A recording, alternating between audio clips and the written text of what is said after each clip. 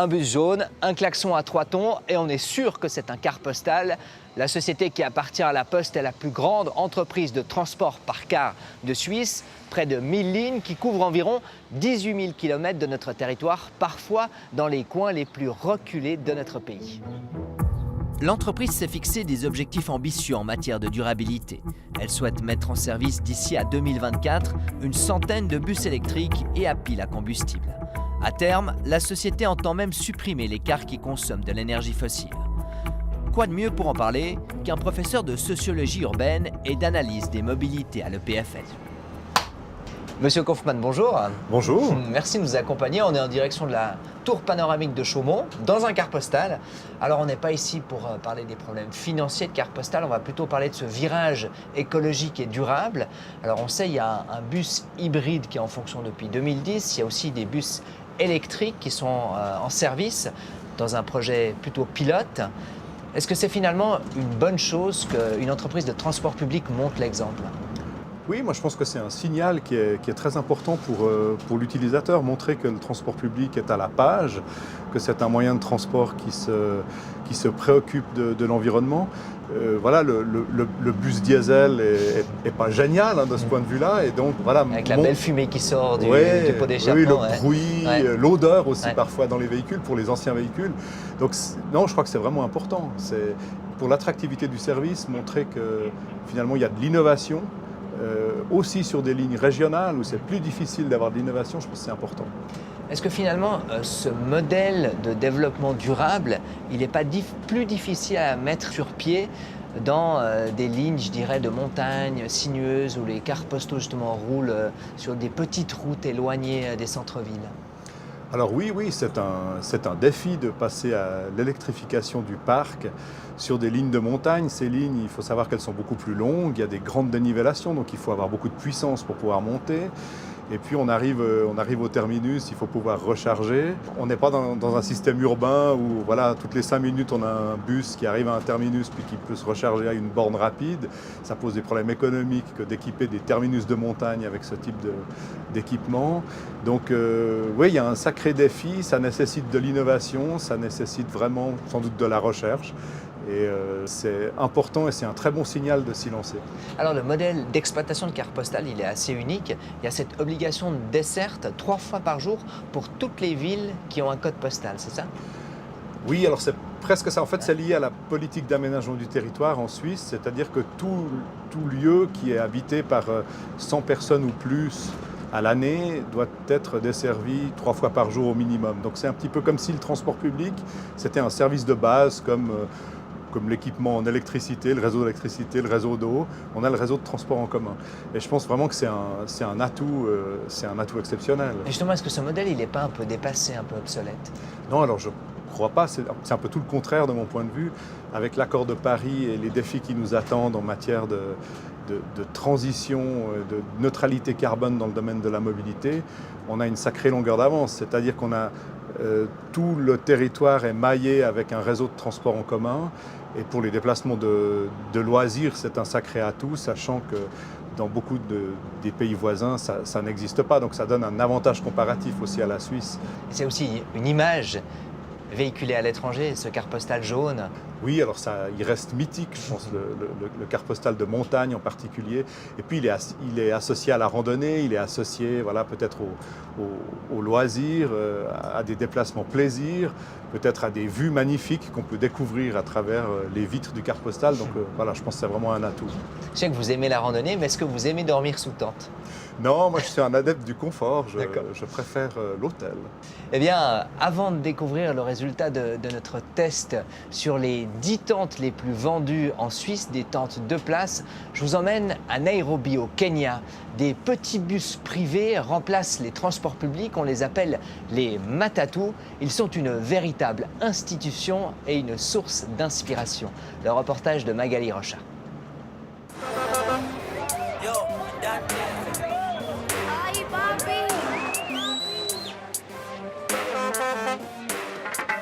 C'est l'heure de pointe à Nairobi. La capitale kenyane fourmille, 4,3 millions d'habitants, dont 70% dépendent des matatus pour se déplacer.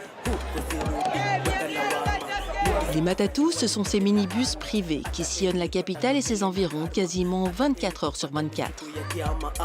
Avec leurs graffitis plus extravagants les uns que les autres et leurs slogans hétéroclites, il y en a pour tous les goûts. Pourtant, sur le trottoir, certains préfèrent patienter, indifférents face au défilé des minibus et aux injonctions des conducteurs qui font tout pour les faire monter. J'attends mon matatou. Mais il y en a plein ici. Oui, je sais, mais j'ai mon matatou préféré. Plus qu'un transport, les Matatous reflètent un certain mode de vie. Quand on est jeune et branché, on ne s'affiche pas dans n'importe quel bus, quitte à en laisser passer des dizaines. J'attendrai aussi longtemps qu'il faut parce que je suis un fan de matatou. Ça m'est égal de perdre mon temps pour avoir le bon matatou. La concurrence est féroce, les Matatous ne partent qu'une fois remplis, alors les rabatteurs n'hésitent pas à s'arracher les clients jusqu'au dernier moment. Pour monter dans les bus les plus en vogue, il faut jouer des coudes. Même en plein jour, à l'intérieur, cette ambiance boîte de nuit. Clip et DJ sur écran plasma, basse à plein régime, jeux de faisceaux lumineux, des télévisions à chaque siège dans les meilleurs bus. Le billet varie entre 50 centimes et 1,20 franc selon le bus et le trafic. Pour ce prix, les passagers n'ont pas vraiment d'autre choix. Nairobi est réputé pour ses embouteillages, les Matatous pour leur rapidité. Le but pour le chauffeur étant de faire un maximum de courses en un minimum de temps. Le salaire dépend à quel point tu es agressif. Plus tu arrives à éviter les bouchons, plus tu gagnes d'argent. Un métier mieux payé et plus flexible pour cet ex-enseignant spécialisé, reconverti en chauffeur de Matatou il y a 15 ans. Pour faire ce métier, tu dois être intelligent et un peu fou. Tu dois avoir les deux, car si tu n'as pas ces deux compétences, tu ne peux pas y arriver dans ce milieu. D'abord, il y a un trafic infernal. Ensuite, tout le monde te harcèle car ils en veulent pour leur temps ou leur argent. Donc, il faut travailler dur et être futé, sinon tu ne tiens pas dans cette branche. À ce moment même, nous assistons à un des défis majeurs pour les Matatous. La police, qui régulièrement arrête les bus pour un oui ou pour un non. Pour reprendre sa course, le chauffeur doit verser un bon pot de vin, l'équivalent de son salaire journalier. Normalement, les policiers sont juste là pour contrôler le trafic. Mais souvent, ils tirent profit de la situation. Mais c'est normal, ça arrive de temps en temps. Ça sabote un peu notre travail, mais en fin de compte, on est habitué.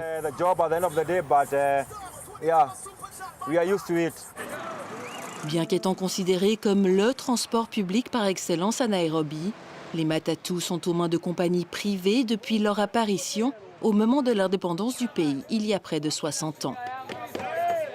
Première grande industrie exclusivement kenyane, créée par et pour les Kenyans, pour favoriser un système de transport abordable pour les pauvres, les Matatous sont aujourd'hui incontournables pour l'économie du pays. Nous sommes chez le plus grand concessionnaire de la ville. 300 employés transforment ici une centaine de véhicules chaque mois. Ils arrivent du Japon en pièces détachées. Tout doit être assemblé. Quand le châssis arrive chez nous, son propriétaire vient nous expliquer comment il veut que son véhicule soit transformé. Les bus passent par toute une série d'étapes. Une fois la structure établie, il y a la phase transformation. Les pare-chocs d'origine sont retirés, les formes des phares dessinées, des ailerons ajoutés aussi bien à l'avant qu'à l'arrière des véhicules. Nous, les Kenyans, on est très novateurs. Tout est fabriqué à la main, localement. C'est ce qui rend ces bus uniques au Kenya. Chaque création est effectivement singulière. Ici, on ne lésine pas sur les détails. Des graffitis à l'aérosol aux sièges et banquettes conçus sur mesure. Installation lumineuse, écran, haut-parleurs. Tout est modelé selon les désirs des clients. Avant, on n'installait jamais d'écran, juste une radio et 2 petits haut-parleurs. Mais maintenant, on fixe jusqu'à 20 écrans. Ça dépend du budget des clients. Les propriétaires de Matatou disposés à nous parler sont rares. Lucie fait figure d'exception. C'est aussi une des seules femmes dans cette industrie dominée par les hommes. Elle possède 14 Matatou, dont 3 sont en phase de conception. Pour son dernier bébé, elle a mis le paquet, plus de 12 000 francs suisses rien que pour la customisation. C'est près de 20% de la valeur totale du Matatu. Plus vos Matatus sont beaux, plus vous aurez de passagers. Donc si vous mettez des extras, c'est aussi plus d'argent. Et puis vous touchez un marché important, les jeunes, qui forment la plus grande part de la population actuellement. Les jeunes, quand ils rentrent à la maison, ils ne veulent pas s'ennuyer pendant 2 heures dans le trafic. Donc dans ce nouveau Matatu, le bleu, on a installé des PlayStation pour que les jeunes puissent jouer sur le chemin du retour.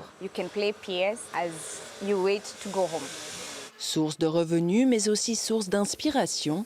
Comme la plupart des artistes ici, Joseph baigne dans la culture Matatu depuis tout petit. Quand tu vis dans les ghettos, les Matatus sont partout. Tout petit déjà, je les suivais en raison de leur dessin. C'est ce qui a suscité ma vocation. En 15 ans de métier, Joseph a assisté au boom de la profession. À l'époque, on n'était que 5 designers. Aujourd'hui, on est au moins 200. Donc, tu dois sans cesse faire tes preuves pour rester à la pointe dans cette industrie.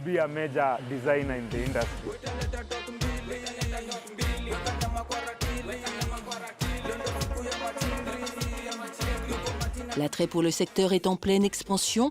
Tout le monde veut en faire partie. Les Matatus, c'est un peu the place to be pour les artistes qui veulent se faire connaître. Une rampe de lancement en quelque sorte. En première ligne, les DJ. Les Matatus, c'est comme une discothèque mobile. C'est ce qui vous connecte à la rue. Dans les bus, les passagers n'ont pas le choix. Le chauffeur met ta musique et voilà, ils écoutent. Donc, il t'offre un marché immédiat, un public immédiat, un job immédiat. De ses débuts il y a 6 ans, aujourd'hui il figure au top 3 des DJ les plus en vogue du pays. Les périodes fastes, il gagne jusqu'à l'équivalent de 1 500 francs par mois, près de 10 fois le salaire moyen au Kenya. Grâce aux Matatus, j'ai des clients qui m'appellent et qui m'achètent mes mix. Les Matatus, c'est comme une agence de communication.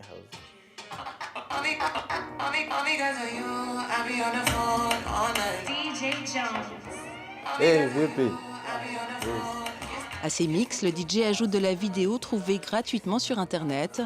Pour diffuser ses nouveautés, il fait appel à un intermédiaire. Lewis est distributeur de musique. Chaque jour, il fait la tournée des bus pour leur proposer des nouveaux sons.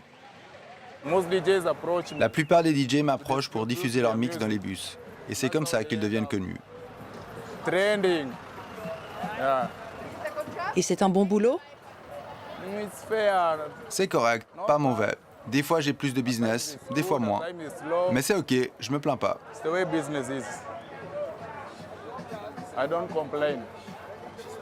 Dans l'industrie Matatu, il faut tenir le rythme et la cadence est plutôt soutenue.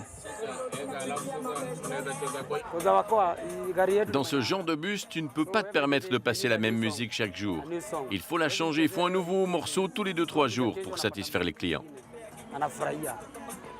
L'industrie Matatu ne cesse de se renouveler et nul ne semble pouvoir l'arrêter. Pour ne rien manquer de cette dynamique, Brian a fondé la Matwana Matatu Culture, une organisation pour documenter les nouvelles tendances et promouvoir la culture Matatu sur les réseaux sociaux.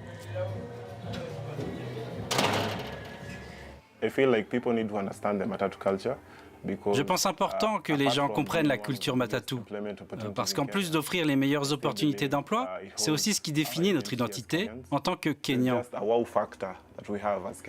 C'est notre fierté, notre patrimoine qu'on perfectionne au fil des ans. Preuve s'il en faut de cette ferveur nationale, sur les réseaux sociaux, Brian comptabilise au total plus de 800 000 abonnés. Pour moi, les Matatus, c'est mon foyer, c'est mon oxygène. Sans Matatu, Nairobi serait mort.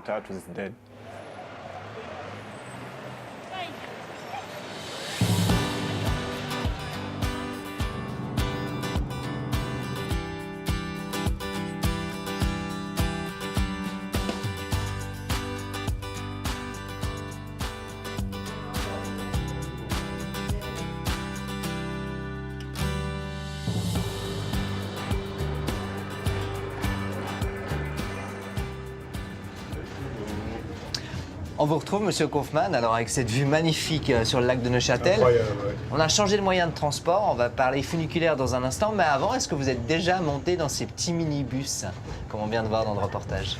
Non, alors j'ai trouvé ça assez fascinant. En fait, c'est l'antithèse du transport public en Suisse, et notamment de carte postale. Hein. C'est foisonnant, c'est tendance, tout est différent, ouais. C'est original. Voilà, il y a cette volonté que chaque objet soit différent, alors que là, nous, on est plutôt dans le sérieux, l'unité, le branding, etc. Propre, donc Mais au-delà du côté déjanté de ces minibus, est-ce qu'il n'y a pas, on voit leur efficacité, est-ce qu'il n'y a pas quelque chose à retirer de ce modèle? Oui, alors certainement. En même temps, le contexte est très très différent, donc il y a certainement des choses à les retirer, notamment dans le service de porte-à-porte. Mais sinon, je pense que la qualité de service offerte ne conviendrait pas à des Suisses. Évidemment, dans ce cas-là, ça remplace les transports publics, alors que nous en Suisse, on a déjà des transports publics et le carte postale vient en soutien aux transports publics. Voilà, mais par contre, du service de porte-à-porte par minibus, peut-être que c'est un complément qu'on pourrait imaginer d'une manière ou d'une autre. Tout à fait.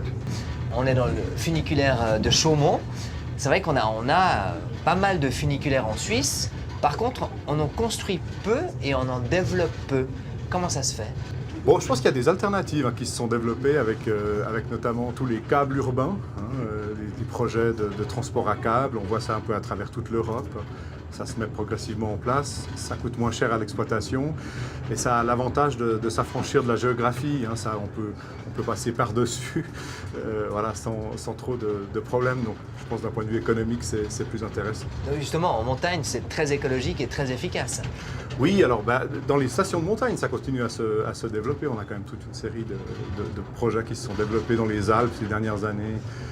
Parce que, évidemment, c'est un transport de masse, donc on peut transporter beaucoup de skieurs, beaucoup plus que par un tire-fesse ou par un télésiège, par exemple. Vous parlez justement de transport de masse. C'est vrai que ça, c'est une des particularités des funiculaires. C'est peut-être leur utilisation a changé au fil des années. Aujourd'hui, si on regarde le M2, c'est véritablement devenu un transport de masse. Oui, alors on a un certain nombre d'infrastructures de transport public urbain qui étaient autrefois des funiculaires. Il y a le métro M2 qui a commencé par être la ficelle à Lausanne et qui est devenu, plus de 100 ans après, le métro M2 automatique. À Lyon, on pourrait donner l'exemple aussi de la ligne de métro numéro 3 qui monte à Croix-Rousse, qui est aussi un funiculaire qui a été transformé en métro. Donc il y a cette tendance, effectivement. Et puis il y a le M2, mais il y aura le M3, le M4. Donc finalement, voilà, tout à fait. En Suisse, on ne construit pas de nouveaux funiculaires, on les restaure, on les développe, on les met au goût du jour. Souvent, on les automatise. Il y a beaucoup de ces infrastructures qui progressivement sont automatisées. C'est du transport autonome, donc c'est extrêmement peu coûteux en fait à l'exploitation, donc très intéressant de ce point de vue-là. Et puis sinon, il y a le charme de l'ancien. Le funiculaire, ça fait vieille station de montagne. Il y en a du côté de Montreux qui sont fabuleux, aussi par la vue. Absolument, c'est clair. Est-ce que vous étiez déjà monté dans celui-là? Non, alors c'est la première fois. C'est une première pour vous? Oui, c'est une première. Super, merci beaucoup, M. Kaufmann. Merci. Merci.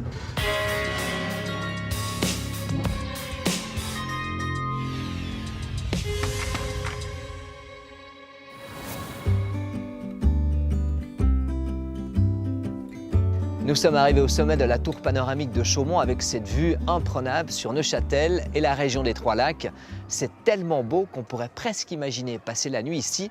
Mais pour ça, il nous faut une tente et une bonne. Nos collègues de SRF ont testé les 10 tentes les plus vendues en Suisse, des tentes de place. Regardez.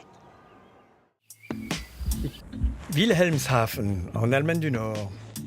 De la toile de tente, quelques tringles, des sangles et des sardines. Notre test compare les 10 tentes les plus vendues permettant un camping sommaire. Les fabricants les destinent à 2 personnes au maximum.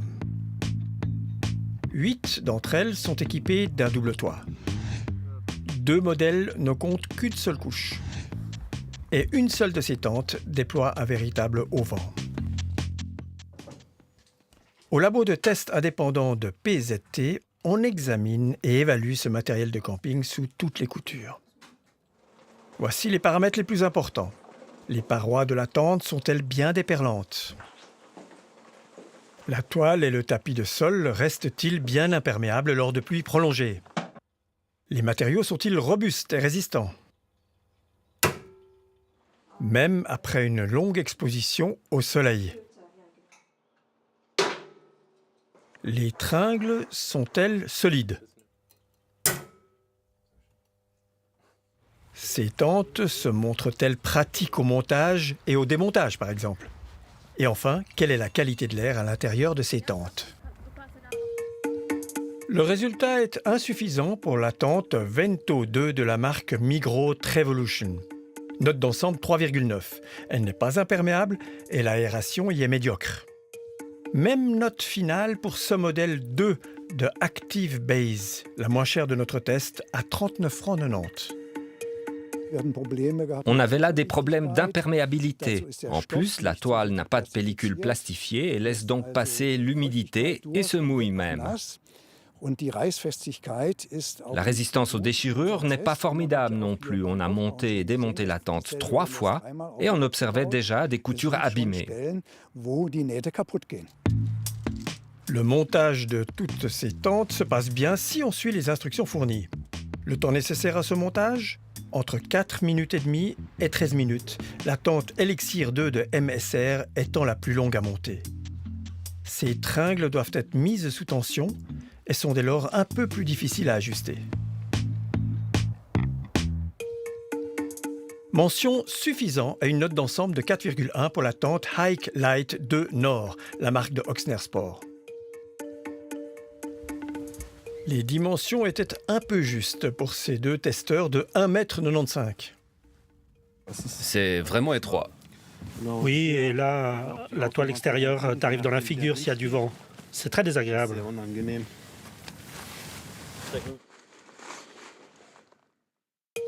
Un espace intérieur correct et une note d'ensemble de 4,4 pour la tente Darwin 2 de Coleman. En revanche, l'aération et l'étanchéité du tapis de sol laissent à désirer. Une note de 4,7 pour la Siskin 2i de High Peak. Cette tente à arceau unique a réussi presque toutes les épreuves. Seule réserve, un espace intérieur un peu juste. L'inconvénient là est qu'en position couchée, la tête est très proche de la toile. Une mention bon pour la Taurus 2 de Vaudé. Cette tente est solide et imperméable, une réserve tout de même pour l'aération. Comme c'est une toile fine qui doit rester imperméable, elle ne laisse pas passer d'air. Toute l'aération de la tente serait donc au moyen d'ouvertures, protégée par des caches, évidemment. On avait en test des tentes qui étaient mieux aérées, car elles avaient de telles ouvertures. Note d'ensemble 4,8 pour le modèle Trek MT 102 de Forclaz, la marque de Decathlon. Elle est imperméable et se monte facilement. Un tout petit peu mieux pour l'Elixir 2 de MSR. Elle est également bien imperméable et solide.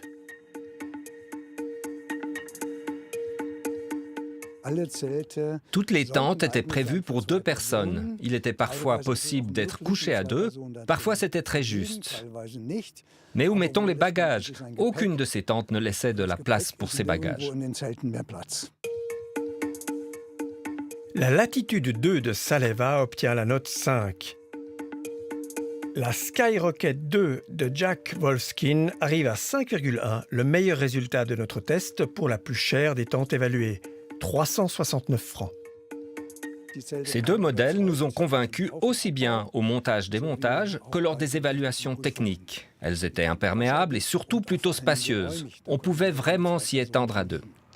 Avoir une bonne tente, c'est bien. Savoir camper, c'est mieux. S'il y a bien des experts dans la pratique d'activités en plein air et de camping, ce sont bien les scouts neuchâtelois. Alors, on a la chance d'être avec Avocet, c'est ça? Oui, votre c'est nom ça. de totem? Exactement. Linnea Mitchell dans la vraie vie. Oui. À quoi on doit faire attention quand on veut faire du camping? Il faut d'abord être sûr qu'on a le droit d'être là où on est. Donc éviter les zones protégées ou les propriétés privées. Il faut faire gaffe à l'inclinaison d'une pente ou de quoi que ce soit, en fonction du temps aussi. S'il ne pleut pas, on s'en fiche un petit peu, mais si on risque d'être dans l'humidité, c'est bien de ne pas être dans des endroits qui risquent d'accumuler de l'eau. Il faut faire gaffe un peu à la prise au vent, si on est dans un endroit totalement dégagé ou quoi que ce soit. Au soleil aussi, pour pas... Ça peut chauffer la tente le matin. Exactement, ça peut faire un vrai four à l'intérieur si on est en pleine direction du soleil. Et après, certains, si on calcule assez bien, on peut se mettre au soleil du matin, donc pour chauffer la tente juste le matin et pas le soir, pour que ce soit juste agréable. Mais si j'ai envie par exemple de planter ma tente ici, je pourrais? Alors ici, ça risque d'être un peu une propriété, pas forcément privée, mais on est un peu dans une salle dans un terrain de jeu, donc place de jeu. Donc, et puis surtout, c'est pas très plat. Donc je pense que légalement, ça devrait peut-être aller, mais c'est pas forcément méga adéquat. Il faudrait demander à la commune idéalement avant. Et à quoi je dois faire attention quand je plante ma tente?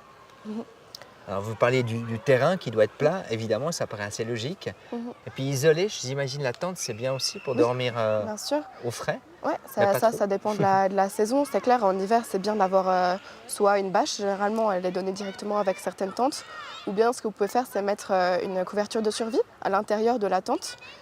Par exemple, si vous campez sur de la neige ou sur un glacier ou quelque chose comme ça, vous avez meilleur temps d'utiliser ça, en plus de votre natte, bien sûr, ce qui aide le mieux. Mais je crois qu'il faut planter aussi les sardines. Ah bien sûr, c'est clair, si on plante ces sardines complètement à 90 degrés, elles risquent légèrement de s'envoler. Donc la tente pendant la nuit, elle risque de se détacher, si vous êtes dedans, la tente ne va pas partir, mais ça risque d'être pas très agréable de se lever à 4 h du matin pour la replanter. Donc oui, si vous voulez bien que ça tienne, 45 degrés idéalement, ce serait bien pour avoir une bonne résistance et dans un terrain assez dur. C'est-à-dire que si quand on plante la sardine, on remarque qu'elle part direct, il faut essayer de trouver un autre endroit, quoi. C'était où le plus bel endroit où vous avez campé, vous? Ça devrait être en Nouvelle-Zélande, au bord de la mer, au bord de l'océan Pacifique. Avec une vue imprenable sur la mer. Ouais, vous n'avez jamais campé ici à Chaumont? À Chaumont, je ne pense pas, non, pas encore. Je préfère aller à l'autre bout du monde, c'est plus proche. Merci beaucoup Linnea, merci pour vos conseils.